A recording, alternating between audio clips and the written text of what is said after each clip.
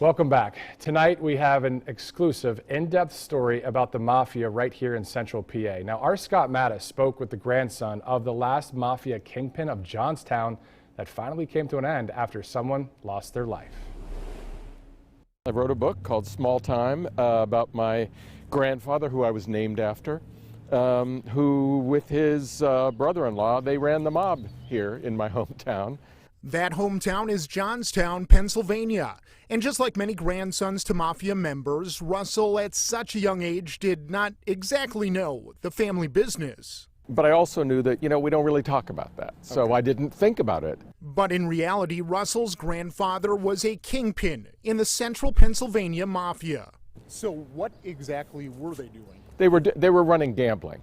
Gambling, games, and numbers, and that is pretty much it. Of course, all illegal.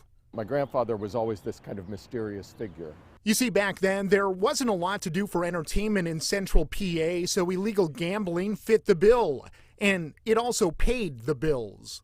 He learned to admire George Washington and Henry Ford and American business, and that's what they did. They applied that to services that were illegal, and yet everybody wanted to do them, so they created their own industry. Russell Shorto, back in the late 40s, had already as a youngster been experienced in the hustle of charging for bets or gambling. Fast forward to the early 50s when Shorto's life would change forever, when his sister tied the knot to a made man out of Philadelphia named Joe Regino. When he gets here, he falls in love with this girl who happened to be my grandfather's sister. Their union brought the mob to Johnstown and a dynasty off Main Street in Central Pennsylvania that would prosper for more than a decade. That is, until there was bloodshed. There was one murder at the center of the story. It may have happened right here, right off Main Street, very close to the square in downtown Johnstown.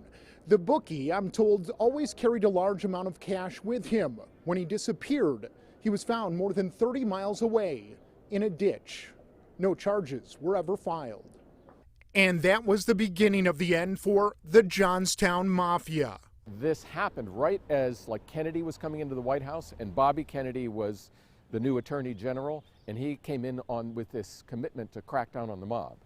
All of a sudden, Johnstown looked like any other target on the FBI's list to take down organized crime.